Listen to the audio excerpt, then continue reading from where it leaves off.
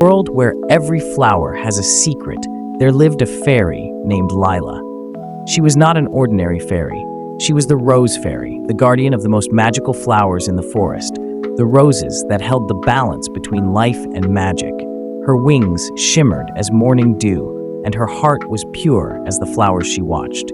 Every day, she cared for the roses in secret.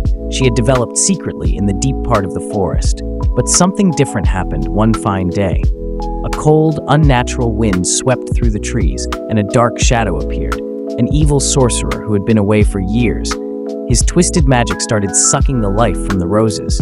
"These roses hold the power I need," hissed the sorcerer. "With their magic, I shall rule the forest, and all will kneel to me." Lila watched with horror as her cherished flowers began to wither. The darkness of the forest would come when all flowers died. She knew she had to act, but what could a small fairy do against such great evil?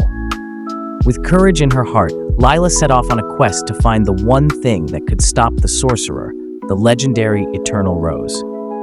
There was said to be a rose eternal, blooming in the Forbidden Mountains, protected by old magic. The path was dangerous, enchanted traps, fierce creatures, and minions of the sorcerer at every step.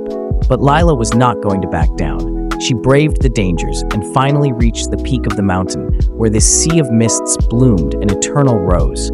She staggered forward, and the sorcerer appeared, his eyes shining with avarice.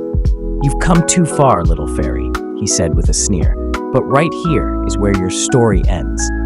And with a burst of courage, Lila grabbed onto the eternal rose. There was a bright explosion of light the minute her fingers touched the petals. His magic, by the dark sorcerer, was cast out, and life rejuvenated in the forest. Her roses in the garden seemed to bloom brighter than ever before, and the balance of magic had been restored. Lila had saved the forest and proved that even the smallest fairy could make the difference. As the sun rose over the land, she returned to her secret garden, knowing that her courage had changed the fate of the world.